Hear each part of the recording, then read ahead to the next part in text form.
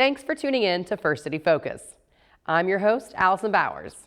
On this episode, a Vincennes native and U.S. soldier who died in France during World War II is finally having his story told. We'll share the book based on his life, as well as how local officials have welcomed him home decades later. A new academic year is in full swing at Vincennes University.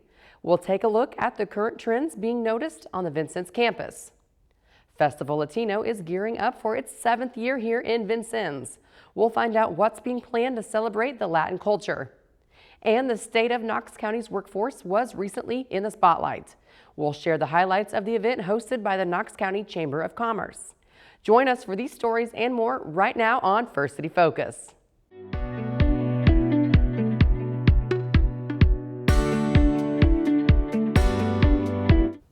A Knox County family recently celebrated its rich history with the donation of a history book to the local library and a special ceremony at the Indiana Military Museum. News Director Dave Foster and photojournalist Dave Novak tell us more about the Richardville legacy. Just before Labor Day weekend 2024, Richardville family members from near and far gathered for 2 days of sharing memories and learning more about their history. The reunion kicked off at the Knox County Public Library in Vincennes, where Michael Richardville presented a meticulously researched family history book compiled by his father, Bernard Richardville. The comprehensive work spans over 870 years of the Richardville family's legacy, painstakingly documented through traditional methods long before the digital age. Michael expressed pride in preserving his family's legacy, saying he's humbled that the history will now be available for anyone to access. I think that any family that has that length of history, the stories are going to be similar, right? We're all a nation of immigrants, and so I guess I'm really humbled by that. Our story was kind of unique to us, but very honored by it. Later that day and evening, attention shifted to Michael's uncle, Sergeant Joseph Bud Richardville, a World War II veteran who was killed in France in 1946. Bud, who was raised on South 14th in Vincennes, was a key figure in the family's story. The family visited the old home while they were here together. Bud served in several European war theaters, including D-Day and the Battle of the Bulge, working in the Graves Registration Unit, responsible for burying fallen soldiers. He died in a Jeep train collision and was buried in France.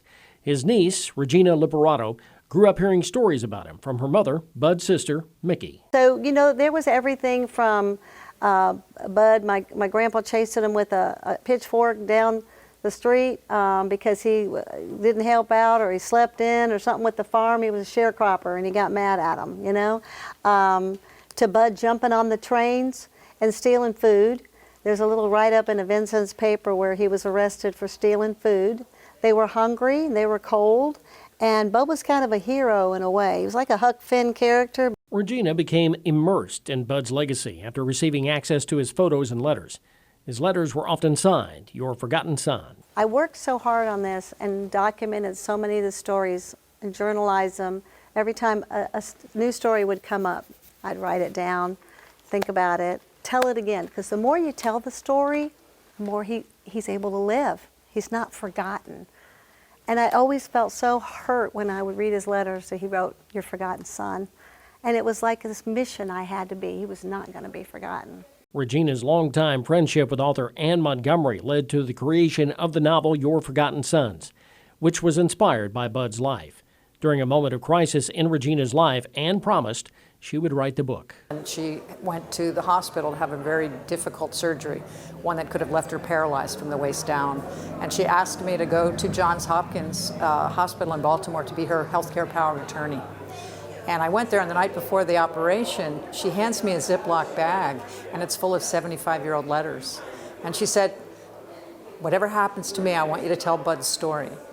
And I, of course, went, "Yes, I promise," because I didn't know what was going to happen to her. I didn't know if she'd be paralyzed. I didn't know what would happen to her. So I promised, and she walked out of the hospital fine. But I promised to write the story about Bud, her uncle. One of the book's aims is to shed light on the importance of the Graves Registration Unit, a topic many are unfamiliar with. Because they had what is probably the most difficult job in the military. Their job was to locate, identify, and bury the dead. Think about that. On D-Day, there were 10,000 dead, both Allies and Germans. They all had to be cleaned up because we funneled 186,000 soldiers through the beaches of Normandy, and there were bodies everywhere. For morale purposes, you had to clean that up really fast, and for health reasons, you had to, and that was Bud's job. As the Richardville family gathered for the second time in a day at the Knox County Public Library for a Meet the Author event, they reflected on the book and its impact. I have known from as long as I can remember that I had a great uncle that died in World War II. Knew some of the mystery about his relationships with his wife, and some of the reason why he wasn't sent home after he died. I can't say too much because it'll give away some of the plot of the book. Heard stories at all the family reunions about him, all the mystery surrounding his wife, how he didn't make it home from the war. Also stories about maybe there was a child. The next day, August 30th, 2024, is when Vincennes proclaimed the day as Sergeant Joseph Bud Richardville Day at a ceremony at the Indiana Military Museum, symbolically bringing Bud home. The event included a special plaque honoring the 606th Graves Registration Company. And we are a part of a very rich history. I like the part that Richardville's with it because we are a very rich and blessed family. And so I don't want to say goodbye to Bud because we're wrapping this up, but he's always been a part of me and will continue to be that way. And as long as we honor him and the men that did that job, he'll never be forgotten. We bought our home and we lived together. The special day was made complete with a song written by Bud's great-nephew, Brent Lindley, a 21-gun salute, and the playing of taps.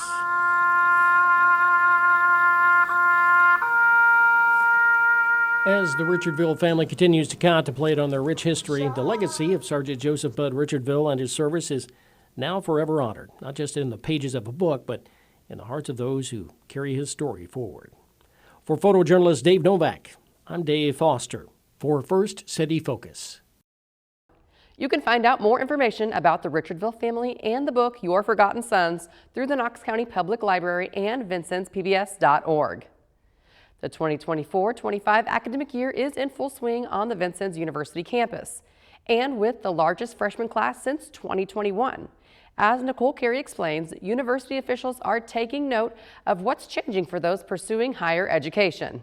Higher education took quite a hit during the COVID pandemic, starting the spring semester of 2020 in the U.S., which sent universities across the country into overdrive, working to serve current students while also trying to recruit new ones.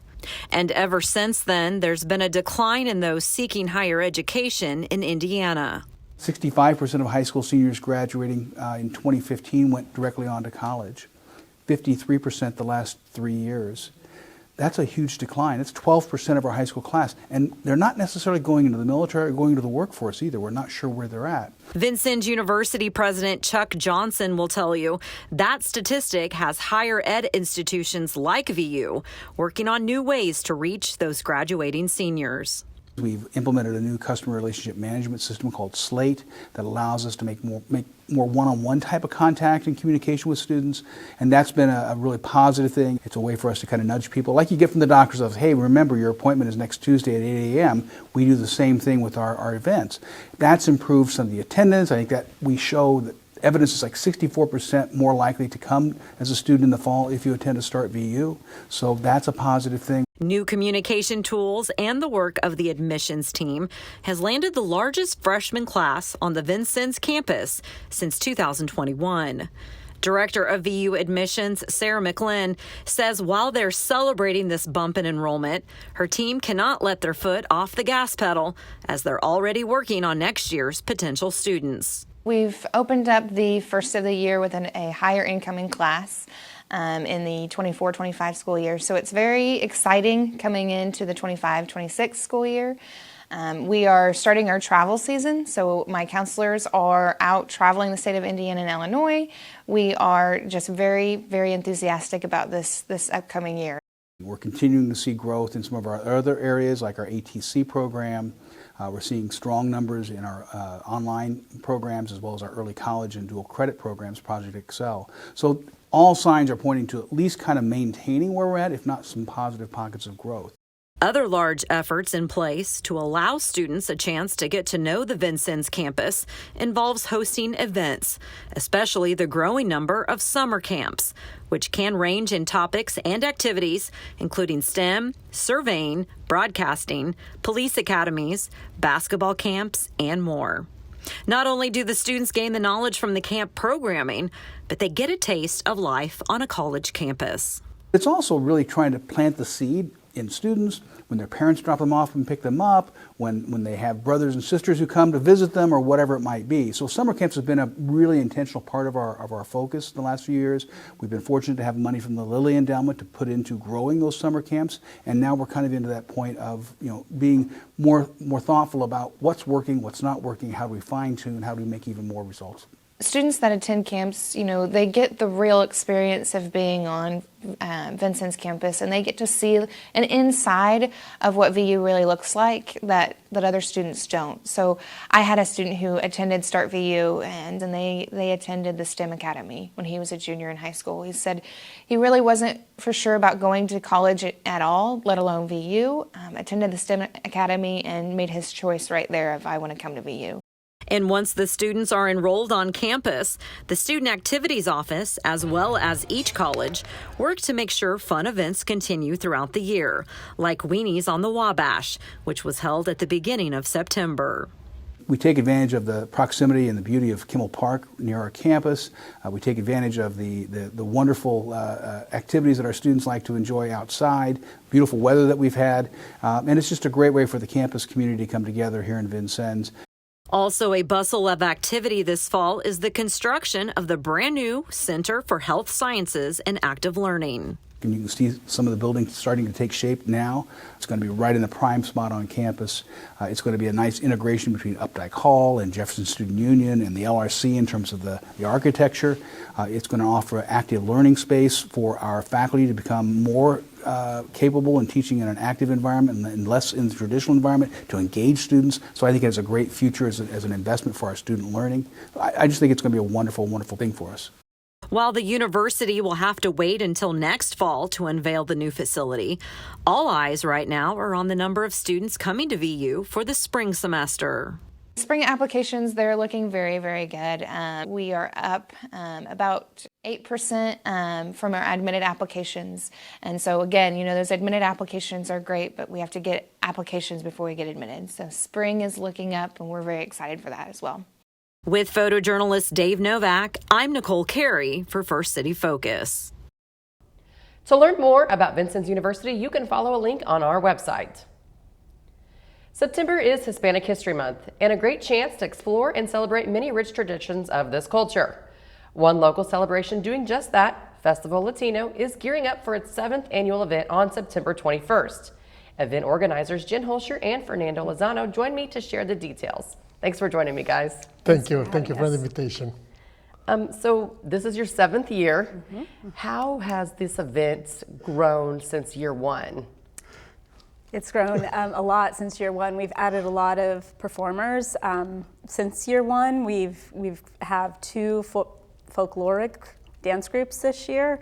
One's coming from IU, and the other, they're called the Mosaicos from Indianapolis. They've been coming for several years now. So we've added quite a bit. We also are going to have 2 mariachi bands this year. The first year we did the festival, we didn't have mariachis. So it's exciting to see it grow. Okay, yeah. And exactly, I know I've seen the ads and I've seen it, it's downtown Vincennes, but where exactly, what's the exact location? Where do people come when they want to go? It's at Patrick Henry Square, downtown Vincennes, so right at 1st and Main or 2nd and Main, if you know those points. It's on the square there. Same place as the Watermelon Festival. We are going to have accessible parking this year, so if you need help with that, it's going to be on that Circle Drive at Patrick Henry, and so people can park there, and we'll have golf carts there to shuttle people. So if you need help getting around the event, we'll help you with that. Okay, so it's a one-day event, yes, but it's all day. It is, well, it's 4 to 11 p.m. Okay. Starts at 4. Tell me about what's going on this year. I'll let you. Well, first of all, I think that the reason we're growing is because the music and the dancers are just an amazing part of the festivities, right? Obviously, we have a lot of vendors and food, but the main attraction, I believe, is the dancers and the mariachi dance.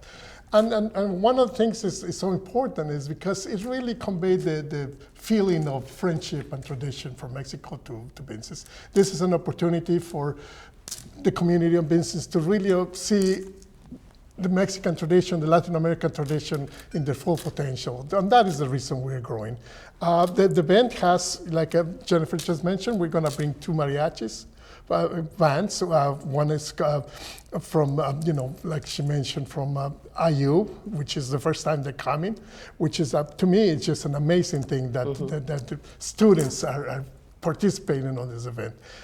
We have a lot of things for the public. We have piñatas, we have face painting. We really cater to bring the family together. So if you have a family and you want to have a great time, please join us September 21st at Festival Latino.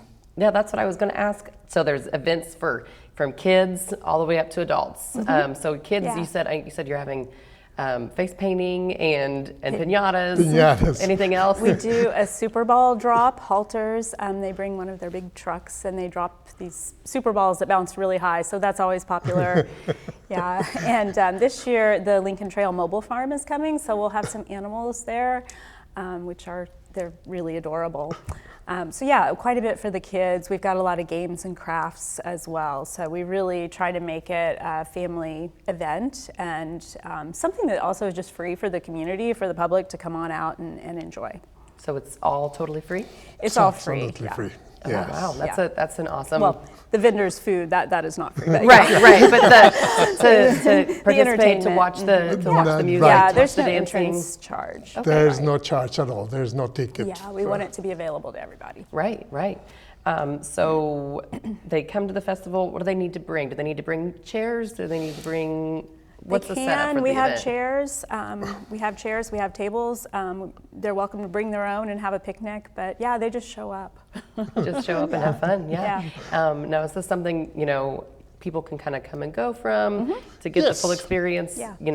Is there different things at different times? What's the schedule of the day? Yeah. So at 4 o'clock, the first mariachi group kicks off.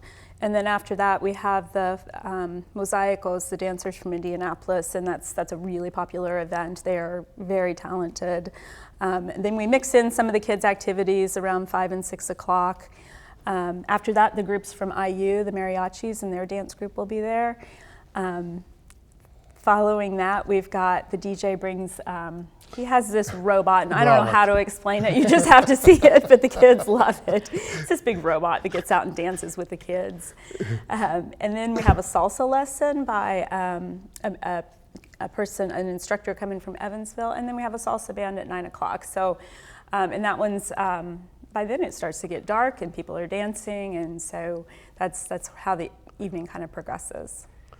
And don't forget the fireworks at the end. Oh, there are fireworks we do fireworks after dark, so yeah. And that's all at that same location? Yeah. Yes. So people can come and set their lawn chairs and blankets up and watch the fireworks? That sounds really fun, and listen to music all day. Yeah. How many food trucks are you going to have, do you know? It is, I'm going to say somewhere between 10 and 12. Right. Wow. A lot. I think that's about where we're at. Yeah. And they're going to be set up down on the street or along the square? Yeah, they'll be on the street around the square. Okay, yeah. And then I know migrant communities, that's growing around here, and sometimes they're temporary, sometimes they're permanent. How do you think this helps bring the culture together and bring awareness of the Hispanic culture? Yes, exactly. You mentioned it correctly. No, that is the reason I'm making this effort to really make sure that people see each other as human beings, not as animals, and to see and to celebrate them coming to help us, pick up the watermelons and the harvest that we have. Without them, obviously, we will have a huge impact on our community and our economy. So we want the community to see their effort and to be part of that, effort as well. Right. I was gonna. So, where did you guys? Were you in on year one of this event? I was. I think you moved here year Right. 2. Yeah. So, what's the? How did this event get started? Like, what was the reasoning behind it? Yeah, the sort of catalyst was Wabash Valley Progressives.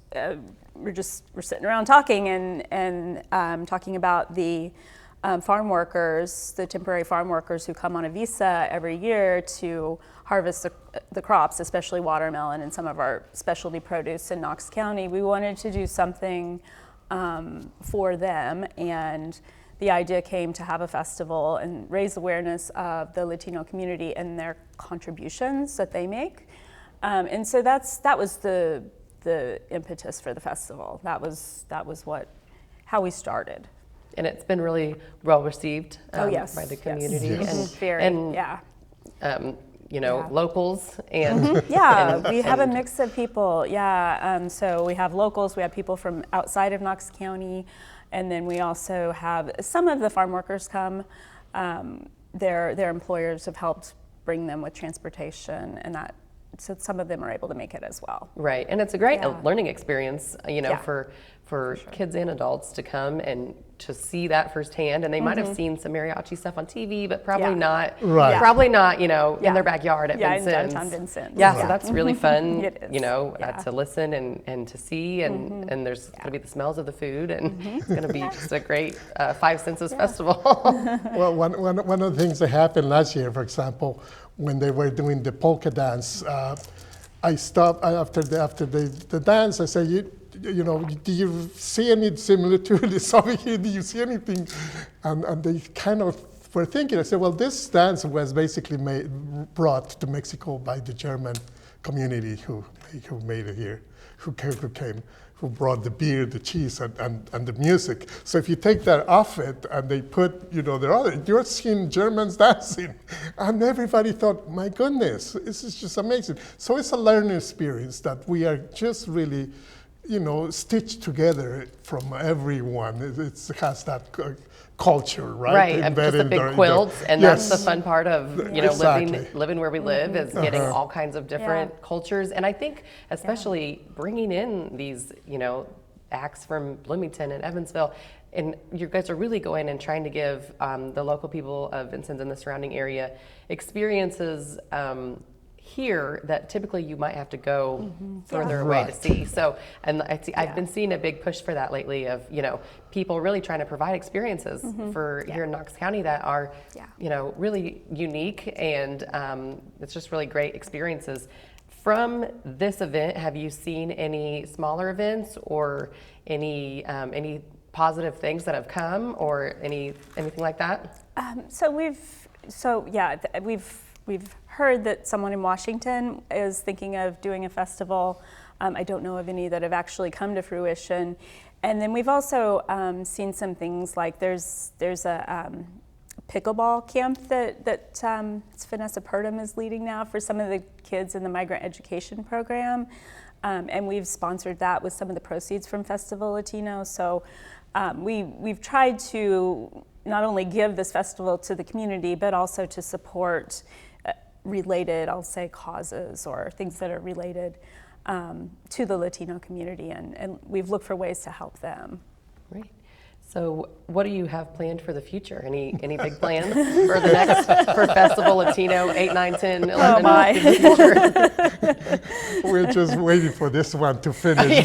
You're like, give me a breather, right? Yes. Right, there you go. Yes. And I will say it's a volunteer effort. Everybody, Wabash Valley Progressives, it's all volunteers. The committee, they're all volunteers. So we don't have paid staff. These are just people volunteering their time to make this happen.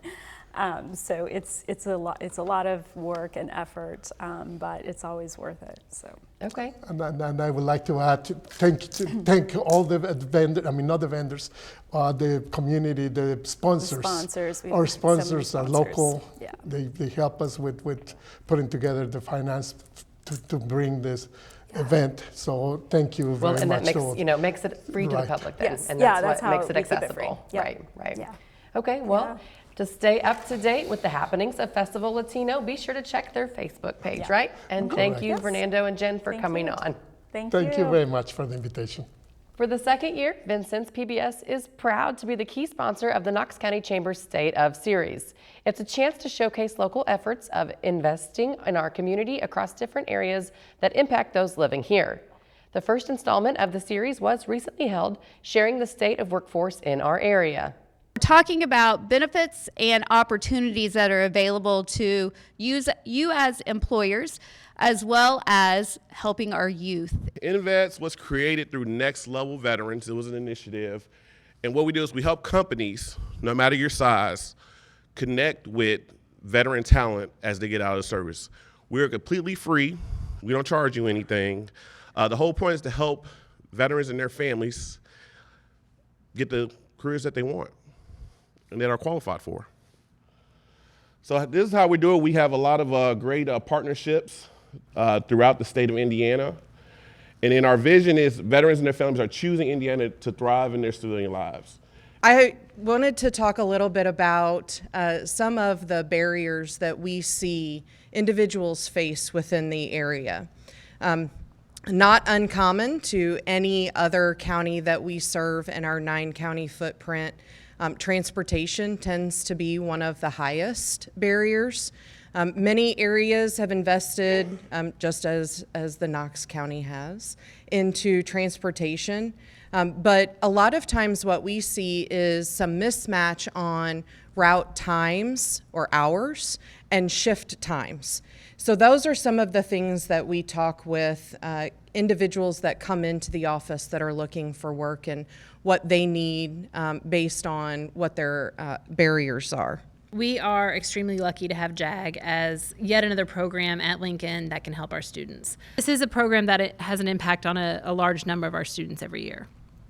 Some of the benefits of JAG are they have 37 competencies that Kyla Jones works on with our students throughout the course of the year. And some of those competencies include things like career development. And so she will help students with career assessments and help them find a career pathway that may fit their interests or their talents in life. They're young, and so they're still figuring things out, as you guys know. I mean, I see a lot of parents out here, high school students a lot of times have no idea what they want to do. We have the entire State of Workforce presentation ready for on-demand viewing on our website, vincennes.pbs.org. Well, Bicknell has been hosting a Labor Day celebration for 54 years now. This year's festivities included a softball tournament, truck and tractor show, a 5K race, of course, the widely popular parade, and so much more. But as photojournalist Adam Reinhart shows us now, it all kicked off with the crowning of a new Miss Bicknell. Welcome everyone. It's so wonderful to be in the Bicknell family, especially this week of the year, isn't it? Audrey has 4 dogs, Max, Wally, Mimi, and Augie. Minnie King is Carson Schick.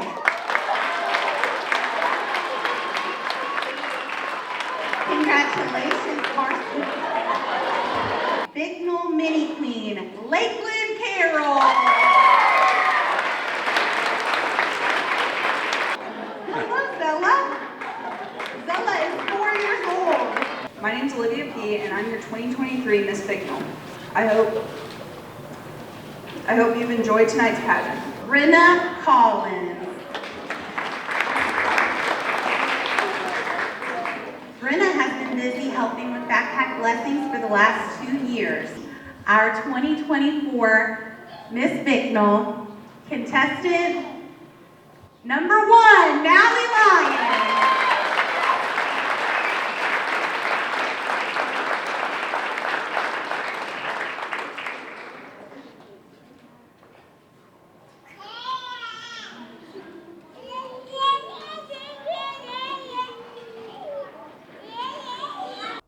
And that's all for this edition of First City Focus. For all of us here at Vincennes PBS, I'm Allison Bowers. Be sure to join us again next week.